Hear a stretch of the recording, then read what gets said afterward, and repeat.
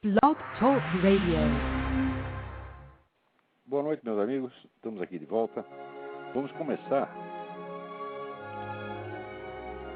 ouvindo esta música. Isso aí que vocês estão ouvindo é o hino nacional da Hungria,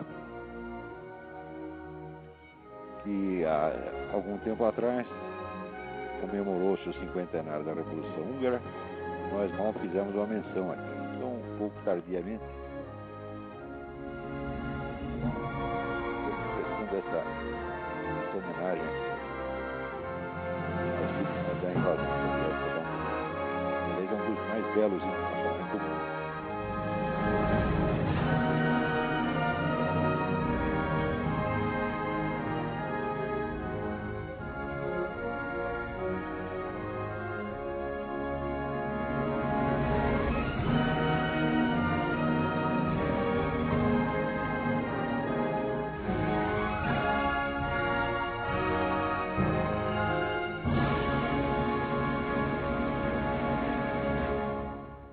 Então, feita esta breve e tardia homenagem, vamos aqui ler um recado da minha amiga Graça Salgueiro. Há aqui no Brasil uma verdadeira legião de sábios analistas que enchem os sites, blogs, páginas de jornal e grupos de debates com a ideia de que está havendo uma cisão ou estremecimento das relações entre Lula e Chaves. Aliás, esses mesmos sábios nem escrevem o nome do infeliz direito, putz. E o pior, citam a 3x4 Foro de São Paulo para justificar suas análises, com hipóteses absolutamente contraditórias. Juro que não tenho mais paciência de ler e menos ainda de rebater tais comentários. E o que me enche mais o saco é que tenho recebido zilhões de repasses dessas peças de desinformação, como se quisessem me ensinar aquilo que estudo com afinco e seriedade e ao qual ninguém dá bola. Só acreditam e divulgam o que os estúpidos palpiteiros queridinhos escrevem. Já estou chegando muito próximo do ponto de mandá-los todos tomar no cu, como você tem sugerido, mas não quero perder a linha. Não somos nós que os mandamos tomar no cu, é o movimento gay. A gente está apenas repassando, né, o recado, tá certo? Agora, o fato é o seguinte, é que só existe no Brasil uma única fonte de informação correta e atualizada para saber o que está se passando na América Latina. É o blog da Graça Salgueiro, que se chama notalatina.blogspot.com. O resto é tudo merda, do começo até o fim. E daqui a pouco vocês vão ver. Eu vou dar uma prova disso que eu estou dizendo. Então, a Graça, vamos dizer, ela passou anos estudando esse negócio do movimento comunista na América Latina. Tá certo? Ela se corresponde com as pessoas, ela vai direto nas fontes, ela faz as perguntas, tá entendendo? E coloca as coisas lá no tempo devido. Né? Às vezes passa meses, aquele negócio reaparece sem citação de fonte, em sites e artigos, né, de sujeitos que então ficam brilhando com a luz alheia.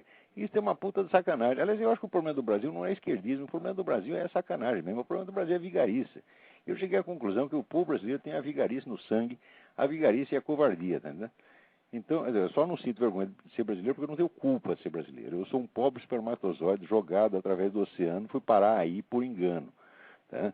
Os meus antepassados, eles disseram que para eles, eram portugueses, coitado, disseram para eles, vamos para a América. Eles foram para a América, achavam que aí é a América, entendeu? Então, não tenho culpa nenhuma desse negócio, não tenho nenhuma responsabilidade sobre isso. Então, por isso, eu não posso sentir vergonha.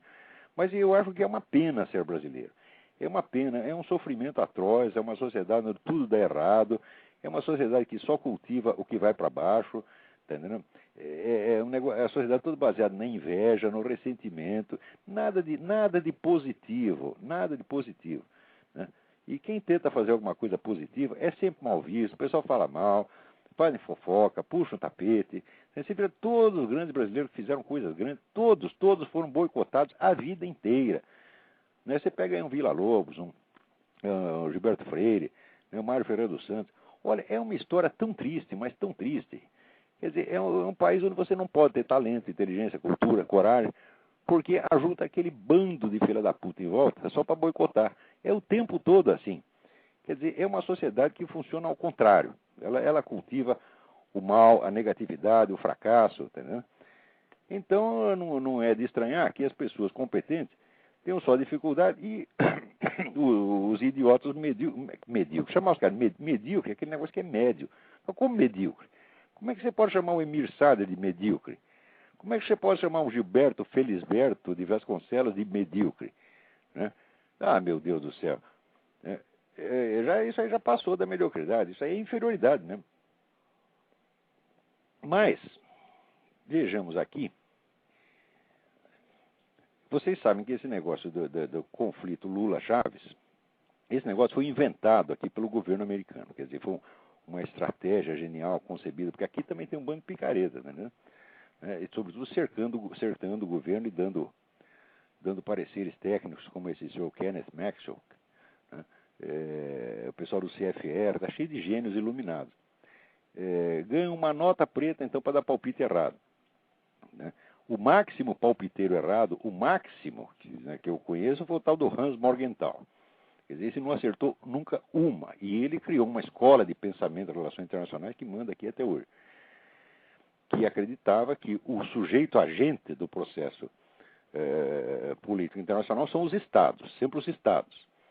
Né? Então, uma entidade como o Movimento Comunista Internacional não existe. Só existia, assim, a União Soviética. Quando a gente lê aqui, vamos dizer, a polêmica anticomunista dos anos 50, a gente vê que era toda centrada no fato de que o movimento comunista era um braço da União Soviética. Então, é por isso que eles não entenderam. Que a hora que acabou a União Soviética, eles acharam que o movimento comunista ia acabar automaticamente. Falaram, não, o movimento comunista não tem nada a ver com a União Soviética, ele transcende a União Soviética, ele criou a União Soviética e pode sobreviver. Ele já existia mais de 50 anos antes dela, ele a criou e ele sobrevive à morte dela. Agora, como o gênio iluminado diz que só os Estados agem, então não dá para entender o processo. Agora, tem gente que, vamos dizer, que coloca esse Morgenthau nas alturas, como se fosse um gênio. Era uma besta quadrada. Esse é o tal do George Kennan, que o pessoal também acha que era o grande teórico da Guerra Fria que inventou a teoria da contenção. O negócio é conter o comunismo. Bom, se você contém o comunismo, ele progride dentro das suas fronteiras, que é exatamente o que aconteceu. E ele continua podendo enviar agentes, espiões, para fazer medidas ativas de subversão cultural em tudo quanto é lugar. Então, esse camarada achou que estava fazendo algo contra o comunismo e o que ele fez foi sentar e não fazer nada, absolutamente nada. Tá certo? E, bom, então, um desses gênios aí, um ou vários, soprou na orelha do George Bush que o Lula era um bom sujeito, que o Lula era um democrata, era um amigo dos Estados Unidos e que podia ser jogado contra o Chaves na base do interesse nacional brasileiro. Fala, bom, se você for calcular matematicamente, em termos empresariais, né, existem, de fato, interesses conflitantes entre o Brasil e a Venezuela. Só que quem disse para vocês, e quem disse para esses cabeças de toicinho, que o Lula está identificado com esses interesses nacionais? Ele pode até defender o interesse nacional quando isso não o prejudica, quando isso não prejudica o Foro de São Paulo, quando não prejudica a estratégia da esquerda latino-americana. Quer dizer, quando os interesses coincidem, então ele defende o interesse nacional. Quando não coincide, ele fica do lado da esquerda latino-americana e foda-se o interesse nacional. Ademais, existe sempre aquele negócio. Com a Farc não se brinca. O Lula tem um compromisso assinado com as Farc, o compromisso de se opor a todo mundo que combata as Farc, que ele qualificou todo combate às Farc é chamado de terrorismo de Estado. Tá certo? Ele assinou um papel dizendo isso. Depois disso, ele não pode voltar atrás. Porque tem uma turminha do Partido Socialista lá na Colômbia que apoiou a Farc durante um tempo. Depois voltaram atrás. A Farc matou toda a liderança do partido da mesma noite. Então, vocês já ouviram aquele negócio mineiro. Quem tem cu tem medo. E o Lula, vamos dizer, certamente, ele gosta muito mais da sua própria pessoa, tá certo? Do que dos interesses nacionais. Então, não é uma questão do que o Lula pensa ou deixa de pensar, é o do que ele pode materialmente e do que ele não pode. Então, ele não pode pisar no calo das Farc. Você vê que ele está entregando o país ao banditismo, ao narcotráfico, para não pisar no calo das Farc. Tanto medo das Farc que o homem tem. Então, como é que um analista internacional, um planejador estratégico, não leva isso em conta? Não leva porque é uma besta quadrada, ou então porque foi comprado pelo Hugo Chávez. Né? Então, espera um pouquinho, tem alguém na linha aí. Alô? Alô? Alô, Olavo? Eu? Tudo bom? Tudo bem? Estava falando aí da questão do Hugo Chávez e do Lula, né? Que o Lula defendeu o Congresso contra o Chávez, né? Defendeu nada, depois chegou na Inglaterra e disse, o que ele disse na Inglaterra? Saiu na BBC, E a Graça Salgueiro está dando lá no Blogspot, no Nota Latina. Quer dizer, o Lula é um parceiro, não é um perigo. E aqui tratar o Celso Amorim, dizendo, não, tudo isso são nuvens passageiras, no fundo está tudo bem, você está entendendo? Né? Como diz, depois eles dão uma trepadinha e fica tudo certo, tá entendendo? É essa a mentalidade. Né? É briga de marido e mulher, depois resolve na cama, tá entendendo? Eu vou fugir um pouquinho do assunto. Aqui, a gente estava falando há 2 semanas da questão do que será que o Papa falou pro Lula para ele tirar o aborto de pauta. Não foi só uma estratégia para depois voltar quando a imagem do Papa no Brasil tiver claro. desvanecido? Não tem a menor dúvida, não tem a menor dúvida. O Lula não foi sincero nisso aí. Tá certo? Ele apenas disse, este não é o momento de discutir aborto. Quer dizer que o Papa foi lá, fez alguma pressão em cima dele, e ele recuou um pouquinho, mas dar um passo para trás para dar 2 para frente, nós sabemos disso. Agora, o fato de conseguir fazer ele dar um passo para trás já é uma grande coisa. O que o pessoal da igreja tinha que fazer, se tivesse vergonha na cara, é aproveitar esse momento, tá entendendo? E aí lançar um fronte anti-abortista pesado. Mas ninguém vai fazer nada, tá entendendo? O Brasil só tem boiola, porra. Outra coisa, Lavo, você conhece o historiador John Lukács? Conheço, muito bom. Então, saiu uma tradução de um livro dele aqui no Brasil, pela Civilização Brasileira, e aí a orelha do livro, né, do editor, faz todo mundo que lê aquilo lá pensar que ele é um militante anti-Bush, como se existem outros. Que é isso? Na verdade, o Lucas é um puta conservador? Então, mas fala que ele é crítico do Bush. Lógico que ele é crítico do Bush. Eu acho o Bush em cima do muro, por isso ele é o crítico. Exatamente, ele é o crítico como eu sou um crítico. Eu acho que o cara é meio vendido, tá entendendo? Não sei se é meio vendido, ou se tem um rabo preso, eu não sei, mas eu sei que ele sempre dá um cravo na ferradura. Ele é um tucano, ele é um murista. Tá certo? E é por isso mesmo que ele está se ferrando. Porque o eleitorado conservador aqui é muito exigente. Eles votam no cara e dão um crédito de confiança. Se o sujeito depois mija fora do pinico, tá entendendo? Eles ficam loucos da vida. Como agora já saiu um monte de livro aqui acusando o sujeito abertamente de ser um traidor. Então é nesse sentido que o Lucas critica. O Lucas é um sujeito bastante conservador, é um dos melhores cérebros aqui do movimento conservador aqui. Agora, aí no Brasil eles fazem isso. Não teve aquele livro do Alain Besançon que o tradutor e prefaciador inverteu o sentido do livro completamente? Que aliás foi o doutor, o Marquês de Sade, foi o tradutor e prefaciador do livro, e na orelha do livro fazia a mesma coisa, invertia, dizia exatamente o contrário do que estava escrito dentro do livro. Como o brasileiro só lê orelha e título, tanto, então pronto, é o que vale. Quer dizer, os caras conseguem usar até o John Lucas. Eu estou falando que isso é tudo um bando de filho da puta, como nunca houve, rapaz. O Brasil de filho da puta por metro quadrado. Depois que procura a edição da Civilização Brasileira. Civilização Brasileira? Pô, essa editora já é intrinsecamente picareta. Era a editora mais comunista que tinha. Olha, o fundador, presidente da Civilização Brasileira, Enio Silveira, pouco antes de morrer, ele fazia uns 3 ou 4 meses antes dele morrer, ele disse para mim, e nota que os caras que estão morrendo não está na hora de mentir, ele disse para mim que durante todo o tempo da ditadura militar, a editora dele viveu de dinheiro do governo. Ele disse que assim, quando a situação engrossava, a gente ia lá no Uberi, pedia um dinheirinho e ele soltava. Você está entendendo? É isso aí, no Brasil tudo picaretagem, pô. Não foi a Civilização Brasileira que o Mir Sader meteu a mão? Não, eu não foi. Foi uma fundação. Que aquele outro sujeito da esquerda que eu esqueci.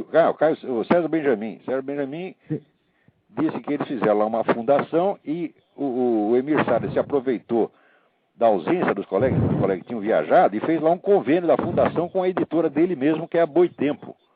Ah, é verdade, isso mesmo. Pois é. Você vê, são todas pessoas honestíssimas, são os fiscais da moralidade nacional, é o novo sacerdócio, o novo clero. Daqui a pouco as pessoas lá estão lá se confessando e comungando na mão do Emir Sader.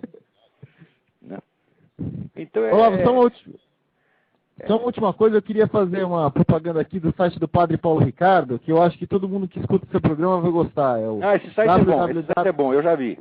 Diga aí, dá o endereço. www.padrepauloricardo.org. Peraí, repete, por favor. www.padrepauloricardo.org. Ponto, moleza. padrepauloricardo.org. Vale a pena, eu já dei uma olhada, gostei muito. É isso aí, Olavo, muito obrigado. Obrigado a você, parabéns ao Padre Paulo Ricardo pelo site. Então vamos Até mais. Continuando aqui, né? Estava falando esse negócio de Lula Chaves, isso aí foi uma ideia idiota que meteram na cabeça do George Bush. E note bem, ele está no fim do segundo mandato, ele está queimado com a opinião pública, ele quer... O que ele quer fazer? Ele quer resolver problemas de longo prazo? Não, problema de longo prazo ele já tem na área lá do Oriente Médio, então ele já está fazendo, e eu acho que está fazendo o melhor que pode lá. Agora, na América Latina não, ele quer mostrar serviço, varrer a poeira para baixo do tapete, né, e sair da presidência deixando a impressão de que ele fez alguma coisa. Então, está fazendo essa maquiagem de jogar o Lula contra o Chaves, na base do negócio do etanol, essa coisa toda, e volta, ele sai, faz essa viagem e volta para casa dizendo, tá vendo, joguei um contra o outro, eu sou espertalhão. Tá. Mas é tudo farsa, ele não jogou ninguém contra ninguém, não aconteceu porra nenhuma. O cara, enquanto o Bush está aí, o Lula se faz de amigo da América e assina lá um acordo do etanol, que aliás é bom, o acordo do etanol é bom para o Brasil, é bom para os Estados Unidos, e para a Venezuela não fede nem cheiro. Tá? A Venezuela não vai deixar de vender petróleo por causa disso. E então o Bush sai cantando vitória de que fez uma grande obra diplomática aí na América Latina. Não fez nada. Né? Agora, veja, o pessoal fica tudo preocupado, né, com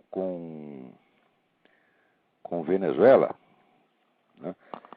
Mas existem coisas piores acontecendo aí na América Latina e ninguém diz uma palavra.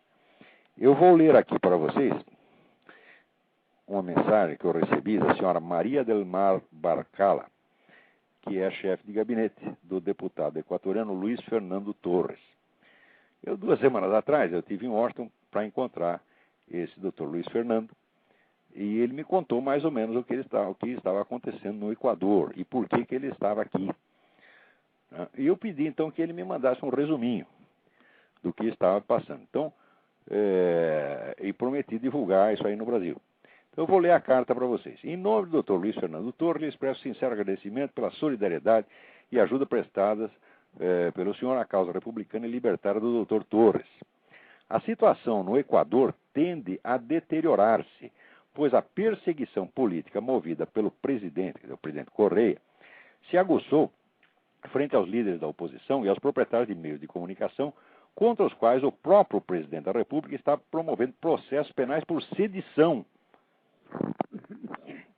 O recente escândalo sobre a manipulação do pagamento dos juros da dívida externa equatoriana golpeou, de algum modo, tanto o presidente quanto o seu ministro da Economia, Ricardo Patinho, antigo combatente na Nicarágua e fiel seguidor de Chávez e Castro.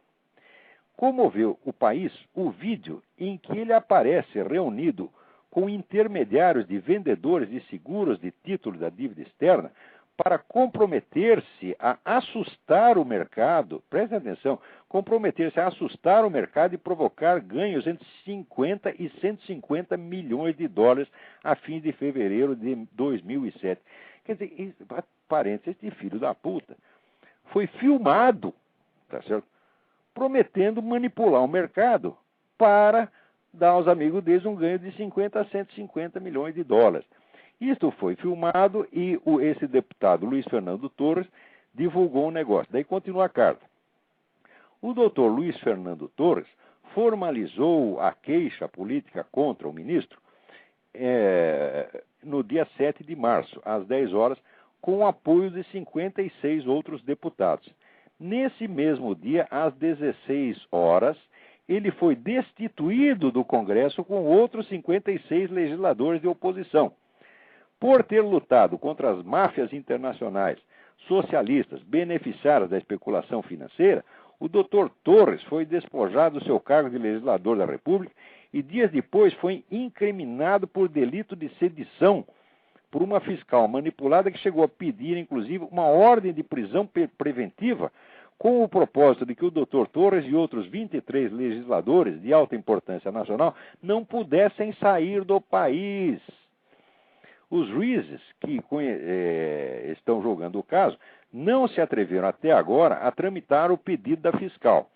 Em todo caso, não é raro que sejam pressionados para o governo para evitar que o Dr. Torres, junto com a legisladora Glória Galhardo, continue levando à opinião pública todos os escândalos do ministro Patinho. Veja você, a carta dona Maria del Mar Barcala, ao qual agradeço por ter mandado esse resumo que eu havia pedido. Eu conversei com o Dr. Luiz Fernando Torres, me pareceu uma pessoa de uma sinceridade extraordinária, um homem simples, sem presunção nenhuma, que faz uma análise muito objetiva da situação da América Latina. Me pareceu uma pessoa muito digna e correta, tá certo? E este caso aqui é realmente grave. Quer dizer, se esse ministro, Ricardo Patinho, foi filmado, né, prometendo uma coisa dessa, prometendo manipular o mercado para fazer os cupinchas dele ganhar dinheiro, esse ministro tinha que estar na cadeia. Em vez disso, o que acontece? 56 deputados são caçados. E não se fala nada disso na mídia brasileira. Não sai uma palavra a respeito disso. Quer dizer, parece que o único perigo que existe na América Latina é Hugo Chávez. Se livrou tirado Hugo Chávez, está tudo uma maravilha. Está tudo uma maravilha, nada. Quer dizer, o movimento esquerdista latino-americano é um só, é um movimento unitário, ele tem uma estratégia global, tudo combinado, tudo articulado, e articulado há quase 40 anos. Antes de existir formalmente o Foro de São Paulo, já existia essa unidade estratégica, desde o tempo do Fidel Castro, com a OLAS, Organização de Solidariedade Latino-Americana, tá certo? Onde, desses canalhas todos, os que têm idade para isso já estavam lá, e agora continuam no Foro de São Paulo, tá certo? Isso é um bloco, vamos dizer que a diferenciação regional é, na verdade, muito pequena, é uma questão de estilo, tá certo? Então, o Chaves tem esse estilo bufão, né, palhaço, etc. Então, ele chama mais a atenção. Mas tem gente fazendo coisa pior. Quer dizer, você caçar 56 deputados para proteger um ministro, obviamente, corrupto, contra o qual existe uma prova filmada, ora, vá pra merda, o que é isto, porra? Tá certo? Isso é, de certo, a coisa mais grave que tem acontecido na América Latina nos últimos 20 anos. E essas coisas aí que vocês chamam de jornal, que para mim é papel higiênico impresso, né, não dão uma linha. Né? Cadê aí a grande mídia? Cadê o Globo? Cadê o Estadão? Cadê a Folha? O que estão fazendo, porra? Para que serve todos vocês? Não serve para absolutamente nada. Vocês são todos estelionatários. Isso é o estelionato jornalístico. Tá certo? Vocês conseguiram enganar o povo brasileiro durante 16 anos com o negócio do Foro de São Paulo. Daí, como eu comecei a insistir, falei, daí não dá mais para esconder, tá certo? Então, de repente, eles pegam a palavra, a expressão Foro de São Paulo e começam a usar em outros contextos como se fosse um órgão inócuo, tá certo? E tentando disfarçar, na verdade, a importância que tem esse órgão. Quer dizer, vocês, com esses jornalistas que você tem no Brasil, vocês estão na mão de vigaristas. É uma coisa horrorosa o que está acontecendo. Note bem, mais de 10 anos atrás, eu propus a vários empresários brasileiros a formação de comissões de empresários que, munidos da prova que eu lhes forneceria, na prova abundante, vamos dizer, do viés esquerdista do noticiário, quer dizer, as notícias que não convinham à esquerda eram sistematicamente escondidas, e isso eu já tinha prova acumulada disso 10 anos atrás.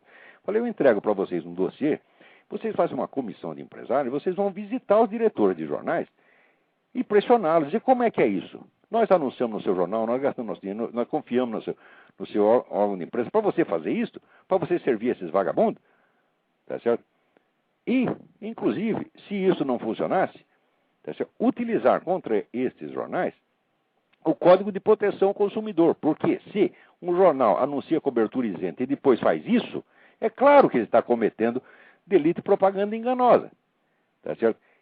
10 anos atrás, eu já pensava nisso, porque 10 anos atrás eu já tinha feito estudos comparativos, tá certo? Suficientes para ter a prova cabal de que a mídia brasileira, em peso, manipulava o noticiário para servir à esquerda e para favorecer a ascensão do Lula. Agora estão gemendo aí sobre o tacão do Lula. Ah, o Lula quer censurar o nosso jornal. Ah, o Lula não dá dinheiro para nós. O Lula não sei o quê. Fica todo mundo chorando porque eles fizeram o Lula. Tá certo? Inclusive aparece esse profeta retroativo, tipo Arnaldo Jabor. Tá certo? Eu li a coluna do Arnaldo Jabor e disse, não, eu anunciei as coisas com antecedência e ninguém acreditou em mim. Mas não sou com antecedência merda nenhuma. Tá certo? Me mostra o artigo onde você disse que o Lula ia ser um desastre para o Brasil. Eu nunca disse. Tá certo? Todo mundo passou a mão na cabeça do Lula, achou bonito o presidente operário. Quer dizer, essa ideia de presidente operário já é uma fraude. Porque o nego que foi operário 30 anos atrás, tá certo? Você não pode ser chamado de operário. Nada do que nós fomos 30 anos atrás, tá certo? E deixamos de ser, pode nos qualificar hoje em dia. Quer dizer que se o nego tivesse pertencido, sei lá, a um grupo escoteiro, tá certo? Aos 15 anos de idade. Então, quando ele chega presidente aos 60, o presidente é escoteiro? Ora, que merda! Que palhaçada! Só no Brasil? Assim como a Benedita. Governadora favelada. Digo, mas ela foi favelada quando tinha 10 anos, meu Deus do céu. Foi favelada quando tinha 10 anos. Agora, depois que está rica, né? Tem uma bela casa, etc., vira governador. E a gente tem que estar tratando ela como pobrezinha. Quer dizer, a própria construção do personagem é fraudulenta. Né? Agora, toda a imprensa ocultou a sujeira da esquerda para favorecer a ascensão do Lula. E agora ficam reclamando e se fazendo de democráticos. Tá certo? Então, claro que a gente não quer a opressão da imprensa também. A gente, às vezes, é obrigado a defender esse filho da puta por uma questão de princípio. Não que eles mereçam. O que merecem é uma cuspida no olho, tapa na cara e pé na bunda. Isso as três coisas que merecem. Mas, às vezes, a gente é obrigado a defendê-los. Por quê? Por uma questão de princípio de liberdade de imprensa. Tá certo? Então, o Arnaldo Jabor, é claro que eu como é que se diz? Estou revoltado com esse processo que estão fazendo com o Arnaldo Jabor. Agora, o Arnaldo Jabor, ele, durante anos e anos, ele colaborou com essa farsa. Tá certo? Até recentemente. Porque eu acho que todo mundo tem o direito de errar, mas quando o sujeito erra, ele tem que apontar o seu próprio erro. Tem que fazer que nem eu estou fazendo. Quer dizer, olha, eu fui da esquerda, eu ajudei esses caras durante 3 anos. É suficiente para eu me arrepender durante 30 ou 40. Porque o que o esquerdista faz de merda num ano, tá certo? A fabricação nacional de papel higiênico pelos próximos 20 não dá para limpar. Tá entendendo? Então, todo cara que colaborou com esses caras por um dia, ele tem que passar o resto da vida tentando limpar o que fez. E é exatamente o que eu estou fazendo. Quando eu falo mal desse pessoal, não estou falando mal dos outros, não. Estou falando mal de mim mesmo. Agora, acontece que depois eu cresci. Eu li livros e eu aprendi. Agora, o pessoal que estava lá da minha idade, que era da minha geração, que eram inclusive meus amigos, José Dirceu, Rui Falcão, etc., não aprenderam nada. Tá certo? Eles leram Lênin naquela época e depois foi baixando o nível do Lênin e baixaram para o Emir Saad. O Emir Saad, né, baixou para o homem do MST. E assim vai. Eles terminam lendo do Pedro Casaldáliga e chorando, ficando comovido. Tá entendendo? Então, em vez de crescer, diminui. O sujeito cresce no tamanho, o cérebro diminui. Né? Então, vamos dizer, todos esses iluminados que ficam aí dando palpite na imprensa brasileira, isso é um bando de idiota. Na melhor das hipóteses, os bons são idiotas. Tá certo? Porque os piores não são nem idiotas, os piores são mentirosos. Tem gente no Brasil que eu mesmo já disse, são agentes de influência. Agente de influência não é um sujeito que é esquerdista. Agente de influência é um sujeito que está ligado a um esquema, vamos dizer, de organismo de inteligência, tá certo? E que atua dentro do país, ou por dinheiro, ou por convicção, ou por burrice, tá certo? Promovendo a desinformação, quer dizer, promovendo a circulação de informações erradas, calculadas para produzir um determinado efeito, calculadas sobretudo para influenciar políticas de governo, tá certo? E tem um monte desses caras, né, na mídia brasileira, tá certo? E considerá-los jornalistas é um assinte, porque isso não é jornalismo. Se você é agente de influência, ele é um profissional da área de inteligência, ele não é um jornalista. Muito bem. Então, viram aqui a situação no Equador, né? Ainda vou escrever sobre isso, mas como acabei de receber isso, achei que tinha obrigação de passar isso para vocês. Agora aqui também alguém me manda, né, uma notícia aqui. As Farc, Forças Armadas Revolucionárias da Colômbia, anunciaram que não vão libertar prisioneiros políticos, apesar do governo se dispor a soltar guerrilheiros da organização. A decisão do presidente Álvaro Uribe foi muito questionada no país. Na semana passada, o colombiano anunciou a libertação de 200 guerrilheiros das Farc. Mesmo com o impasse, Uribe manterá o gesto unilateral. As Farc taxaram o movimento de falso. Os rebeldes, olha aqui, isso aqui é o site Terra. Quer dizer, em vez de chamar os caras de narcotraficantes, de bandidos, sequestradores, chamam os rebeldes. Não é bonito? Né? Olha só. Os rebeldes afirmam que os presos que o Uribe pretende sobrar são desertores ou civis injustamente acusados. Né? Então, está vendo o que dá negociar com essa gente? Dá isso. Quer dizer, quando você topa a exigência deles, eles usam aquilo mesmo para cuspir na sua cara, como estão fazendo com o Uribe. Agora, o movimento internacional organizado contra o Uribe, inclusive representado neste país, tá certo? Por esses filhos da puta, Kennedy, Al Gore, etc, etc, tá certo? É uma coisa monstruosa, que toda essa gente está comprometida com as Farc. E olha que e não é sem motivo, porque as Farc têm dinheiro aqui eu sei que a Farc tem dinheiro na Bolsa de Mercadoria de Nova York. Tanto tem que é por isso que o ex-presidente, o Philip Grasso, foi lá para trocar beijinho com o presidente da Farc. Uns anos atrás era o Manuel Marulanda Gomes, agora é um outro cara que eu não sei quem é. Me escapou o nome agora. Então, a rede de interesse que existe de Farc, Hugo Chávez e esta putada aqui do Congresso americano é um negócio monstruoso. Mas basta você investigar, se arranha um pouquinho a superfície, já aparece as conexões. Agora, o fato é o seguinte, o Uribe, com todos os defeitos que tem, eu acho que o único defeito do Uribe é, às vezes, fazer concessão demais, tá certo? E fazer de conta que não sabe aquilo que ele sabe. Por exemplo, as conexões do PT com as Farc, ele faz de conta que ignora. Né? Quer dizer, quando ele erra para o lado de ser bonzinho com a esquerda. Apesar de todos os defeitos, o fato é o seguinte, é o único presidente da América Latina que tem 80% de popularidade. Tá certo? Quer dizer, é um presidente no qual o seu povo confia. E ele tem autoridade, e a Colômbia é um país soberano, e ele realmente representa a Colômbia. Tá certo? E é por isso que os outros não gostam dele. E vão fazer o diabo para queimar a reputação dele. E pior, o pessoal de mídia vai tudo acreditar e vai tudo repetir. Qualquer merda que se invente contra o cara, todo mundo vai repassar como se fosse verdade absoluta. Muito bem. Então, vamos aqui. Agora, no Brasil, segundo me passa aqui a informação, a Cristina Fontenelle, né, inventaram aqui um movimento que se chama... Como é que é o negócio aqui? É o Brasil para Todos. É um movimento que visa atirar das repartições públicas, etc., todos os símbolos cristãos que haja ali. Se tem um crucifixo, tem que tirar. Tá certo? Então, isso aí, tem representantes de várias religiões. Muçulmano, budista, religião africana, é todo mundo que o Brasil é de todos. É de todos uma pinóia. Em primeiro lugar, que esse negócio de justiça igual para todos, isso é uma invenção cristã.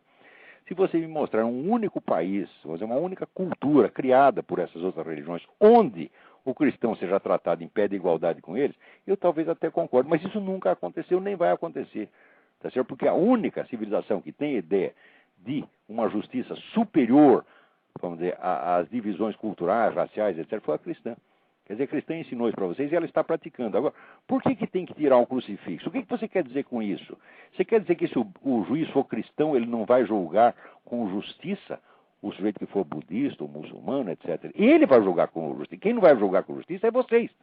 Porque, por exemplo, nos países muçulmanos, o cristão é um cidadão de segunda classe, ele não tem direito a cargo público, ele não tem direito sequer a pregar a sua religião na rua, tá certo? Se for pego lendo a Bíblia em voz alta, vai pra cana. É esse o direito que tem. E quer saber o que eu acho? Eu acho que, por exemplo, num país de maioria cristã, o muçulmano tem que ter só os direitos que no país de origem dele se dá aos cristãos. Eu acho que tinha que ser olho por olho, dente por dente. Tá certo? O que eles fazem lá, ele tem que fazer aqui exatamente igual. Não precisa cortar a cabeça, nada, mas a formulação jurídica de acesso. Da onde você vem? Eu venho do Irã. Quais são os direitos que o cristão tem lá? Tem essas, então são esses os direitos que você vai ter aqui. Porque senão você transforma todo o aparato jurídico numa arma da guerra assimétrica. E esses filhos das putas sabem explorar isso. E este movimento, o Brasil para Todos, não é nada mais do que uma arma de guerra assimétrica. Agora, vejam quem apoia este movimento. As Católicas pelo Direito de Decidir, que é uma organização fraudulenta, uma organização vigarista, uma organização que faz estelionato, quer dizer, usando o nome de católico, tá certo, para enganar a população, que elas não são católicas, porra, não são satanistas, fazem rito satanista, e isso é comprovado, saiu na revista delas mesmas, tá certo? Então, esta porcaria, esta merda dessa Católica pelo Direito de Decidir, que essas mulheres já tinham que ser mandadas para fora daí há muito tempo, né? Elas estão aí no movimento Brasil para Todos. Junto com o Grupo Gay da Bahia, bom, que está em toda parte, o Grupo Gay da Bahia, tá certo? Está na Rússia, está na Etiópia, todo lugar só dá o Grupo Gay da Bahia. Tudo o Grupo Gay da Bahia se mete. Ele tem que dar palpite sobre todos os assuntos. Quer dizer, o fato do sujeito ser gay o torna uma espécie de especialista, tá certo, na universalidade. Ele sempre, qualquer movimento de qualquer coisa, está lá o Grupo Gay da Bahia. E está lá o bispo a puta que eu pariu, bispo Pedro Casaldáliga. Tu não é bispo merda nenhuma, tu é um farsante, Casaldáliga. Tu tá contra a igreja. Quer dizer, você quer tirar os símbolos do teu Senhor e Salvador da parede? Vai tomar no olho do cu, seu filho de uma puta. E te digo isso da tua cara, que tu não vale o que come. Não vale o que come, não, tu não vale o que peida. Tá certo? Outra coisa. Você está sendo muito violento verbalmente. Não. Note bem. Quando esses caras dizem que nós somos homofóbicos, homofobia quer dizer o impulso assassino de matar gays. Quando eles te acusam de homofobia, eles estão acusando de ter ideias que fomentam o homicídio de gays. Ou seja, eles estão te acusando de homicida. É uma coisa gravíssima. Se em troca eu mando o nego tomar no cu, que aliás é exatamente o que ele quer, quem está com a violência verbal sou eu? Eu, coisíssima nenhuma. Vocês é que têm uma virulência verbal demoníaca. Tá certo? E sempre assim, vocês só atacam, ferem fundo e depois se fazem de coitadinhas. Tá certo? Mas é uma coisa de um cinismo, de uma maldade, que tem a marca da falsidade demoníaca, tem na sua cara, Pedro Casaldáliga. Né? Então, vamos lá. Então, o que os caras querem é tirar crucifixo. Né? Agora, quando aparece a Madonna se masturbando com crucifixo, ninguém quer tirar o crucifixo do espetáculo. Vai ver se o Pedro Casaldáliga reclamou. Não, achou muito bom. Quer dizer, e esse cara se diz que é cristão, que é católico. Porra, eu não sei o que está acontecendo na igreja, eu não sei por que não. Vamos dizer, já não excomungaram esse cara há muito tempo. Por quê?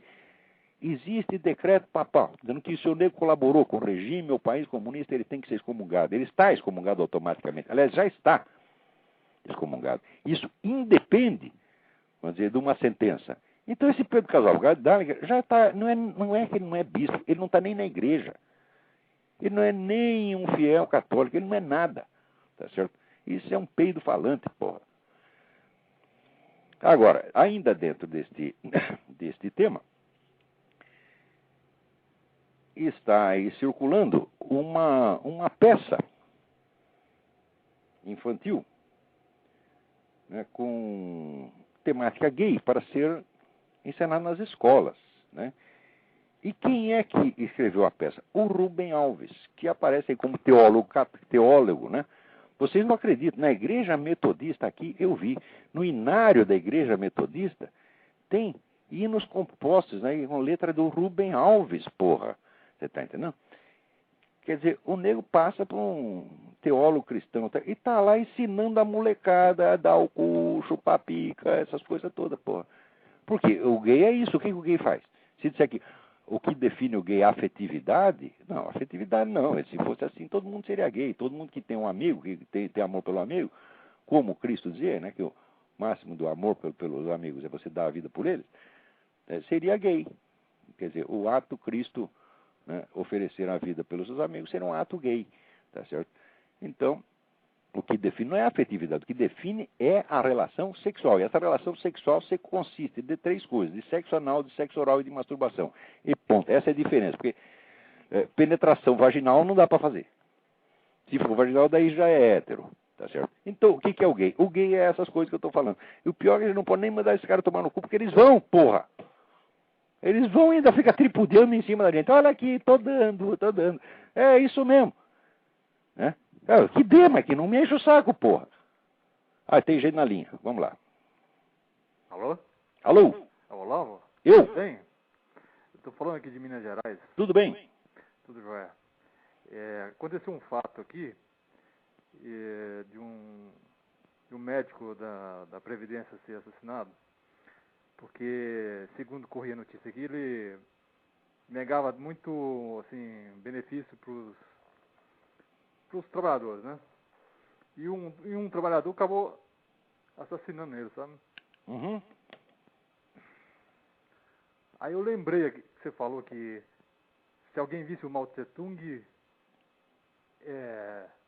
era obrigatório assassinar ele, né? Parece que você diz isso, né? Se eu encontrasse um cara dessa rua, Fidel Castro, né? Qualquer desses ditadores, você sabendo o que eles fizeram, ora, quem matar um cara desse faz um benefício para a humanidade. Bom, aí entrevistaram o rapaz, e ele disse que ele ia dar fim na vida dele, né? Então, como o médico fez muita maldade, ele ia fazer um justiçamento, né? Não, mas aí também não tem sentido. O nego não pode fazer justiça com as próprias mãos. É. Agora, numa situação vamos dizer, de guerra, né? Aí de guerra, de revolução, aí é outra coisa, porra. Porque se durante uma convulsão social você tem a ocasião de você pegar o tirano na sua mão, mas você tem que dar um jeito nele, porra. Você vê quanto papel rolou por causa do julgamento do Saddam Hussein. Olha, se eu fosse o soldado que achou o Saddam Hussein na toca, eu disfarçava, que vive, metia um tiro no cara e saía fininho, tá entendendo? Falando, você viu o Saddam Hussein lá? Não tinha Saddam Hussein nenhum. Pronto. Tá entendendo? Resolvi um problema. Você veja, aquele negócio, por exemplo, julgamento de Nuremberg, quem quis o julgamento de Nuremberg foi Stalin. Tá certo? Para fazer um espetáculo, porque Stalin tinha o dom do espetáculo. O Churchill achava assim, se você pegar os líderes nazistas, mata na hora, julgar porra nenhuma, dá-lhe um tiro na cuca e pronto, acabou, resolve o problema. É muito mais simples e prático. Era o que tinham que ter feito. Agora, vai fazer esse julgamento, você vai gastar um montão de dinheiro, vai ser um espetáculo, e você só vai julgar peixe pequeno. Tá certo? Então, agora, esse cara aí não, ele fez uma coisa meramente pessoal, você está entendendo? Não é um conflito. Quando você está agindo numa escala grande, numa escala de conflito de Estado, numa escala de revolução, de guerra, é uma coisa. Agora, quando você está num conflito pequeno, aí você tem que submeter a lei, pô. Quando você está num conflito grande, é que as leis já foram para as cucuias. Numa situação revolucionária, não há mais lei. Tá certo? Então, tem que fazer vigorar o princípio geral que você defende. Mas, numa situação onde existe a lei, existe a justiça e tal, o cara não tem nenhum direito de fazer justiça pelas próprias mãos. Eu, por exemplo, se encontrar o Dom Pedro Casaldáliga na rua, eu não tenho direito nenhum de bater nele. Eu acho isso sumamente errado. Eu acho que eu devia ter não só o direito, como eu devia ser pago para bater nele. Mas eu não posso pela lei e não vou bater nele, lamentavelmente. Quer dizer, se eu ficasse no auge da fúria, eu posso no máximo dar o cuspido no olho dele, tá entendendo? Mesmo assim ele vai me processar por causa disso. Agora, mandar tomar no cu, eu mando. Tá bom, obrigado. Tá bom. Obrigado, hein? Obrigado, um abração. Um abraço. Então, mandar tomar no cu a gente pode, porque esses caras, eles soltam o tempo todo ofensas horrorosas contra os outros. Ofensas que são, vamos dizer, imputações criminais. E quem quer que me solte uma imputação criminal em cima, eu tenho o direito de, no mínimo, mandá-lo tomar no cu, mandá-lo a puta que pariu, ou coisa desse tipo. Tá certo? Porque imputação criminal é um crime gravíssimo. Tá certo? No máximo, vamos dizer, compara o crime dele com o meu, ele faz um crime de calúnia, que é me atribuir um crime, e eu faço um crime de injúria, que é mandá-lo a merda. Pronto. Ele está ganhando ainda. Né? Agora, vocês, por favor, não deixem de ler no site do Júlio Severo o caso desse pastor de Santa Catarina que está lá sendo oprimido, perseguido.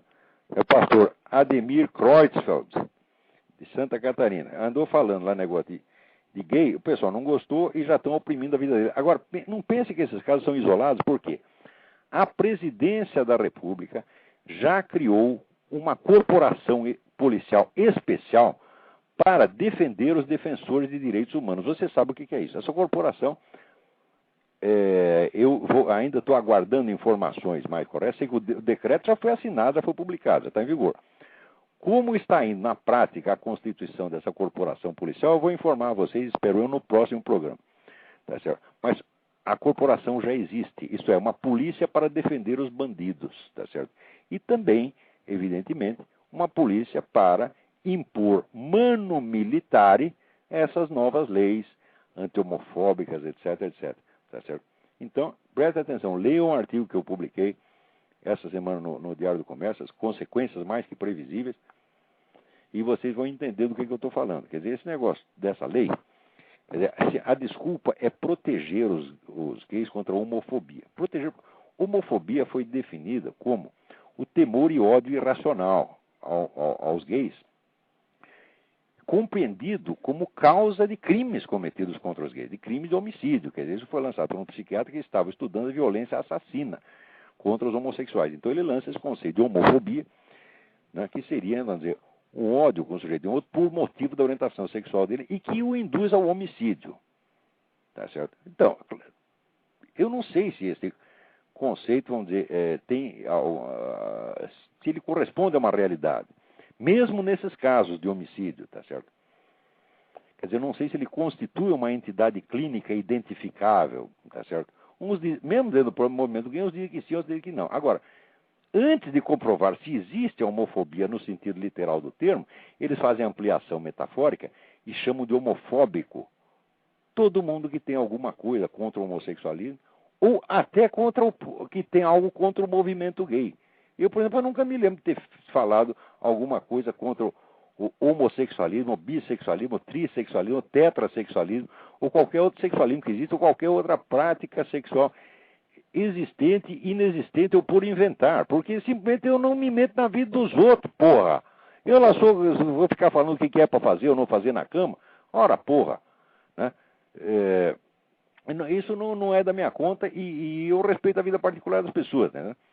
Agora, eu falo contra o movimento gay enquanto ideologia, enquanto fórmula de poder. Isto basta já para eu ser chamado de homofóbico. Então isso é ampliação metafórica, na qual você dá conotação criminosa a uma simples ideia política.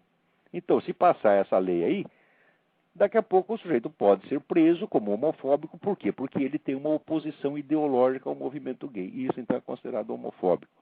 Então, quer dizer, note bem, isso foi feito para proteger gays? Então vamos colocar a coisa em pratos limpos. Me mostre um único caso de um negro que assassinou um gay por motivos de fé religiosa. Quer dizer, de devoção religiosa. O sujeito amava tanto a Jesus Cristo que achou que necessário matar gays. Me mostre um único caso disso aí. Não tem. Não tem. Então, qual a relação de causa e efeito, quer dizer, entre a fé religiosa ou a oposição religiosa contra o homossexualismo e os crimes cometidos contra gays? Não há relação alguma. Então isso é uma fraude verbal. Feita para quê? Feita para pegar um determinado grupo político e conferir a ele um poder de polícia extraordinário, porque o número de atos que podem ser punidos por essa lei, é fantástico. Eu dou a lista de 10 tipos, tá certo, no meu artigo. Isso quer dizer, esse pessoal vai sair prendendo gente adoidado. Não pense que eles não vão fazer isso, eles vão fazer, porque já faz parte deste movimento gay uma ambição de poder ilimitada. Tá certo? E a convicção gnóstica de que eles são superiores. O mito, vamos dizer, da superioridade homossexual existe há séculos. E no nosso século, no século XX, houve pelo menos 3 grupos gnósticos desse tipo, que eu cito no artigo, que é o grupo do Stefan Georg, na Alemanha, os apóstolos de Cambridge, que inclusive tinha lá um monte de espião comunista, Kim Philby e outros, né? E o grupo que circulava em torno do André Gide. Tá certo? Esses 3 eram grupos convencidos, vamos dizer, da superioridade espiritual da homossexualidade. Tá certo? Que eles cultivavam isso como se fosse um segredo esotérico, mas eles tinham a certeza de que aquilo que para eles era exotérico se tornaria esotérico, se tornaria popular e crença geral nas gerações seguintes, e isso está de fato acontecendo, porque nós estamos entrando aí numa religião gnóstica da superioridade gay. Tá certo? E esses caras se acreditam, vamos dizer, habilitados a mandar nós e dizer como que nós devemos educar nossas criancinhas, tá entendendo? Se sente habilitado a entrar na nossa casa e ensinar práticas homossexuais às crianças. Aliás, habilitado a fazer tudo isso de uma maneira tão farsesca, porque você vê, agora o empenho é para iludir as pessoas que a relação gay é igualzinho uma relação de papai e mamãe com a familhinha. Ora, porra! Ó, que passa ali na rua Vieira de Carvalho, em São Paulo, tá certo? E você vai ver aquele bando de homens fazendo a volta no quarteirão para entrar num cinema gay, que o cinema deve ter 20 metros por 20 metros, e olha lá, tá certo? É aquele bando de homens. Vocês acham que eles ficam vendo filme lá dentro, pô? Né? Pergunta para um gay, assim, o que ele chama de navio negreiro. Navio negreiro é aqueles homens que tudo dentro de uma sauna, 40, 50, tá certo? Para transar com pessoas que nunca viram. E isto não é uma coisa anormal dentro da comunidade gay. Todo mundo sabe disto. Tá certo? Quer dizer, o que os caras vão fazer na sauna gay? Eles vão procurar uma noivinha para casar? Ora, que porra! Veja, na conduta heterossexual existe uma diferença muito nítida. Existe uma fronteira nítida entre o que é a relação matrimonial e o que é a gandaia. Agora, os propagandistas do movimento gay querem nos fazer crer que toda esta gandaia deles é tudo uma relação matrimonial. Não existe a gandaia, não existe a suruba gay, não existe navio na igreja. Não, é tudo uma coisa respeitável. Eu digo, olha, por que tudo que vocês fazem é respeitável? Entre os heterossexuais, tem uma parte que é respeitável e a outra que nós sabemos que é ser vergonhice. Agora, vocês não. Quer dizer, vocês quando vão na sauna, com 50 homens pelados lá fazendo o diabo lá dentro, nós temos que acreditar, e as nossas crianças vão ser educadas para acreditar, que isto é uma relação matrimonial, sacrossanta, respeitável. Ora, porra, se existe a distinção entre o que é moral e o que é imoral para os heterossexuais, na relação heterossexual, tem que haver também na relação gay. Não venham dizer que toda relação gay é moral e sacrossanta. Não. Quer dizer, um homem casado, se ele está lá transando com a sua esposa, ele está fazendo a coisa certa. Agora, se ele começa a comer a mulher do vizinho, começa a comer a outra mulher do quarteirão, todo mundo sabe que ele não é sem vergonha. Né? Agora, e o gay? Nada do que ele faça é sem vergonhice. É tudo sacrossanto. Eles querem nos fazer crer, né, que toda esta putaria é uma relação homossexual familiar respeitável que pode ser ensinada às criancinhas. Então, note bem, o pessoal está tão estupidificado que não percebe nem mesmo esta nuance da coisa. Ora, vocês acham que toda relação heterossexual, toda e qualquer, é respeitável? Né? Eu espero meu amigo sair de casa, vou lá, pulo o muro com a mulher dele. Isso é respeitável? Não, não é respeitável. Agora, e as relações gays? São todas respeitáveis? Não, não são todas respeitáveis. Mas eles estão nos impondo todas como se fossem dignas, e nenhuma delas nós podemos falar mal. Isso é um crime, isso é uma sem-vergonhice, quem faz isso é um criminoso. Vocês não podem se acovardar perante isso. Note bem, a igreja, cadê esses bispos, cardeais, que estão fazendo coçando o saco, porra? Para que servem vocês? Só para falar palavras doces, naquele tom untuoso do Dom Paulo Evaristo? Ora, porra, isto não é a linguagem de um cristão. Um cristão tem que falar a verdade, porra. Cadê vocês? Note bem, se não fizer, não organizar uma reação firme contra essa coisa, não essa coisa de ficar choramingando, mas os meus direitos, também quero os meus direitos. Os gays têm os direitos deles, também quero o meu. Não, primeiro o meu, depois o seu. Porque o meu direito é o direito da liberdade de consciência. Tá certo? E o seu é a liberdade de trepar com quem você quer, porra. Tá entendendo? O seu é um prazer. A liberdade de consciência é uma necessidade essencial. Tá certo? E o prazer não. Se você for desprovido de satisfação sexual, você sente uma baita incomodidade, é claro. Agora, se você for desprovido da liberdade de consciência, você perde a razão de viver, porra. Tá entendendo? Então não pode nivelar as duas coisas. Não, então, primeiro o nosso direito, primeiro o direito à liberdade de consciência, isso que inclui a liberdade religiosa. Depois veremos, tá certo? O direito ou dos gays ou dos... Qualquer direito sexual, você tá entendendo? É secundário em relação a isso. Ora, porra. Será que está muito difícil de entender isso? Bom, vamos ver o que mais. Por exemplo, vendo o bispo Crivella no programa do Jô, né? O Jô ficava espremendo o bispo todo tímido. E o cristão não tem direito de ficar tímido. Na hora que o Jô disse para ele, mas não pode criticar o homossexualismo. Como criticar o homossexualismo? Quer dizer, o Jô Soares achava que toda crítica ao homossexualismo é errada. Quer dizer, ora porra, vamos supor que eu tenha, por exemplo, colegas gays, como de fato tenho, tá certo? E são pessoas perfeitamente respeitáveis, tá certo? Agora, eu acho que se eles vão para uma sauna gay para trepar com 40 homens no mesmo dia, isso é respeitável? Não. Assim como, se um homem for para uma casa de massagem para trepar com 40 mulheres, ou se for trepar com a mulher do vizinho, também não é decente. Por que a distinção do decente e do indecente existe para nós, heterossexuais, e não existe para os homossexuais? O que é isso, porra? Que diferença de tratamento é esta? Por que os héteros têm que ser julgados e os homos nunca podem ser julgados? Que merda! Né? Então, isso simplesmente não é justo. Quer dizer, note bem que eu não estou questionando a coisa homossexual. Até admito que possa haver uma relação homossexual decente, como eu já vi, que existe. Né? O casal de aluninha lá que estavam sempre juntos, era um casalzinho mesmo, entendeu? Depois acabou, né? Eles ficaram todos chorosos, acabou a história. Mas elas eram pessoas muito boas. Tal. O que eu vou me meter na vida delas? Dizer o que elas podem ou não podem fazer na cama? Eu não tenho nada que ver com isso, tá entendendo? Então a gente tem que respeitar a pessoa. Muito bem. Mas e será que isso é a mesma coisa? Né? É igualmente decente se ela começasse a se meter com todas as mulheres dos outros alunos, tá entendendo? Né? Fazendo proposta lésbica para todos, esculhambando com a minha aula. Porra, aí eu ia ter que dar um jeito, tá entendendo? Agora, se vier essa lei, eu não posso fazer isso. Você está entendendo? Então, quer dizer que os heterossexuais serão obrigados a seguir a moral e a decência. Agora, os homossexuais não. Tudo que eles fizerem será declarado automaticamente moral, decente e inatacável. E se você atacar, você vai para a cana. Então, é claro que esta lei foi concebida por mentes doentes, pessoas malignas, muito mal intencionadas. As piores pessoas que já passaram pelo Congresso Nacional. Tá certo? Agora, enquanto isso, está lá o seu presidente da República recomendando, né, uma ONG gay brasileira para entrar no corpo de ONGs consultoras da ONU, que é uma picaretagem, filha da mãe, quer dizer, é um negócio para tomar dinheiro da ONU, e já está o Lula assinando embaixo. Tá certo?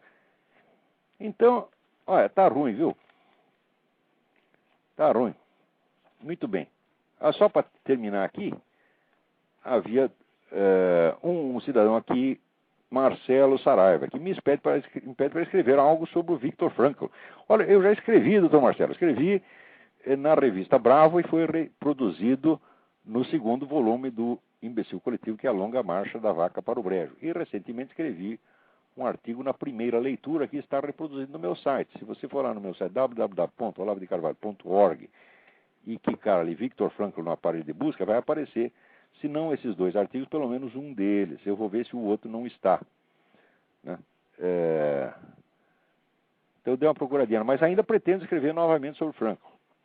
Então, de qualquer modo, muito obrigado pelo lembrete. Aqui, o Carlos Pereira. Caro Olavo, mais uma vez parabéns pelo programa. Escrevo apenas para citar duas coisinhas que nos dão uma ideia do tempo em que vivemos. A revista super interessante que acaba de chegar traz na capa o seguinte: Darwin, um homem que matou Deus. Bom, eu acho que Deus matou Darwin, já faz tempo.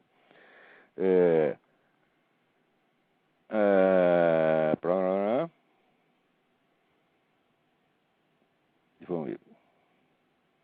A revista do jornal O Globo, edição de hoje, traz uma matéria sobre crianças que são pregadores evangélicos, pequenos pastores. A repórter Carla Monteiro, autora da matéria, comentando o trabalho que teve, se diz indignada, pois acha que essas crianças, que ela reconhece possuir uma inteligência acima da média, podiam estar se destacando em outras coisas. Ora, quer dizer que ela acha que ser pastor evangélico é inferior a ser repórter do Globo? Ora, porra! Né? A senhora também, o que está fazendo aí de repórter? Vai ser gerente de sauna gay, vai fazer um serviço decente, pô. Né? Como se ser repórter do Globo fosse alguma coisa. Ora, porra. Né? Pastor evangélico, você vê, ora, algumas das maiores inteligências do universo foram pastores protestantes. Agora ela acha que não pode. Ai. Tá aqui. Aqui, o Pedro Abel. Sem querer ser chato, acho que tem um erro no teu último artigo. A historiadora Inga Cleninde não é sueca, é australiana. Você tem toda a razão, Pedro Abel. Eu mesmo tinha escrito que ela era australiana, não sei o que me deu na cabeça. É velhice. Né? É velhice, é a minha cota de Alzheimer. Agora, aqui tinha uma pergunta aqui. Aqui, o Bruno Junqueira Gasparim, ele pede que eu explique mais aprofundadamente a controvertida tese sobre a física de Newton que está no artigo Nas Origens da Burrice Ocidental. Bom, Bruno, tem o seguinte, não haverá tempo de fazer isso nesse programa e nem em qualquer outro programa da série, porque a gente sempre tem 20, 30 assuntos. E esse tema que você falou, precisa pelo menos uma hora para explicar. Mas acontece que logo depois de publicar esse artigo, quando publico uma coisa no artigo, eu não digo no artigo tudo que eu sei, porque eu dou ali 1/100 que eu estou sabendo do negócio. O resto eu posso dar na aula. E, de fato, logo em seguida, dei uma aula explicando tudo, tintim por tintim, inclusive respondendo a um físico muito metido à besta, tá certo? Que chega aqui, não, você está falando isso, porque você jamais leu o livro do Newton, eu te acabo de ler, pô. Né? Só que é o seguinte, eu entendo os conceitos. E às vezes o sujeito pode saber operar a parte técnica, o cálculo, mas não entende o conceito. Não entende porque não tem treinamento filosófico suficiente para entender. Então, já ali expliquei o que era e por que que esse artigo tinha fundamento, embora não... Veja, o problema do jornalismo brasileiro é que os artigos ficam cada vez mais curtos, eles nos dão cada vez menos espaço. Então, com pouco espaço, você não pode provar nada, só pode afirmar. A prova você tem que apresentar em outro lugar. Então, apresentei na aula. Esta aula eu espero que logo esteja transcrita, tá certo? E vai ser posta no meu site. Ou no mínimo vai ser para entrar no meu livro A Mente Revolucionária. Mas se houver um tempinho, a gente volta a esse assunto aqui. Mas pode acreditar, Bruno, o que eu tinha a dizer sobre aquilo não se esgota no que foi dito no artigo. Aqui outra. Davi pergunta. Mário Ferreira dos Santos, no seu livro Convite à Filosofia, diz que os filósofos menores são os mais afastados do que estabelecemos em filosofia concreta, que é a nossa contribuição à filosofia. Pergunto, pois, a filosofia concreta é a contribuição original de Mário Ferreira à filosofia universal? Muito bem. O Mário Ferreira, depois de ele ter completado a ideia da filosofia concreta, que era uma articulação, vamos dizer, de lógica formal, lógica dialética, com vistas a criar uma espécie de metalinguagem de toda a ciência, depois de ele ter feito isso, ele deu um segundo, que já era uma obra absolutamente genial, ele deu um segundo salto com a ideia da matesis. A matesis consiste em pegar certas ideias pitagóricas originárias que estão presentes ali em Platão, tá certo? E desenvolvê-las completamente. Quer dizer, aquela inspiração pitagórica que estava ali no Platão, mas que nunca chegou a ter uma expressão doutrinal, tá certo? O Mário genialmente expôs esse fundamento pitagórico, como se ele fosse o próprio Pitágoras, fosse o próprio Platão, tá certo? E fez em parte no livro A Sabedoria das Leis Eternas, mas sobretudo, ele tem uma série final de 10 livros, que começa com a sabedoria dos princípios, depois a sabedoria da unidade, a sabedoria do ser e do nada, a sabedoria das leis eternas. São 10 livros, dos quais os 3 primeiros foram publicados em vida dele, o 4º eu publiquei, que é a sabedoria das leis eternas, os próximos que são dialética concreta, teoria geral das tensões, a gente espera ir soltando aos pouquinhos. Então, este segundo voo, ou como diria, usando o termo platônico, a segunda navegação do Mário, esta é a grande obra dele, tá certo? Esta o torna, vamos dizer, o único filósofo, presta atenção no que eu vou dizer, o Mário é o único filósofo ao longo de todos os tempos que tem uma condição de dialogar com Platão e Aristóteles direto, sem intermediário. Então, ele teria algo a dizer para eles, né? Os outros não, nem Leibniz teve visto. Então, esta foi a grande realização do Mário. Tem alguém na linha aí, vamos ver se dá tempo ainda. Alô? Alô?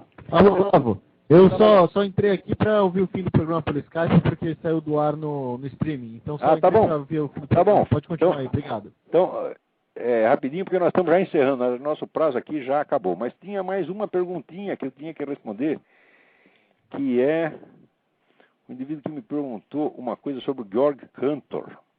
Ele pergunta, eu não estou achando a carta, mas eu lembro dela. Eu não lembro o nome do cara. Não lembro o nome do remetente, mas ele me pergunta no que aquela teoria do Georg Cantor dos transfinitos, né, influenciou culturalmente aí o século XX. Olha, influenciou da maneira mais destrutiva possível. Em primeiro lugar, porque contribuiu para apagar a ideia da infinitude metafísica. Metafisicamente falando, você não pode conceber 2 infinitos. O infinito é um só e não pode ser infinito quantitativo. Se ele é quantitativo, ele já tem uma limitação, portanto não é infinito. Então a ideia do infinito supraquantitativo, quer dizer, graças a este jogo verbal que o Cantor faz, de vários infinitos, etc., desaparece também das pessoas. Em segundo lugar, contribui para dar uma consistência, vamos dizer, absolutamente inviável, ao meu ver, a todas essas lógicas paradoxais. As lógicas paradoxais, elas existem, mas existem apenas como instrumentos técnicos que podem ser concebidos sempre a partir da lógica de identidade. Porque se a lógica de identidade não vigora, você não sabe sequer como paradoxo é paradoxo. Tá certo? Então, você pode, vamos dizer, a lógica de identidade ela pode ser desenvolvida de maneira direta, tá certo? Ou pode de maneira indireta, através de seus reflexos inversos. E todas essas lógicas paradoxais não são nada mais do que isso, porque, vamos dizer, inversões e retroversões, etc., da lógica de identidade. Então, a ideia do Cantor contribui para fazer essa confusão. Mas, olha, o que precisa para refutar a ideia, esse conceito do Cantor, não é mais que 2 páginas. Eu fiz isso já no livro Jardim das Aflições. Quando eu apresentei isso na Universidade Federal de Pernambuco, lá um grupo de matemáticos, os caras queriam me matar.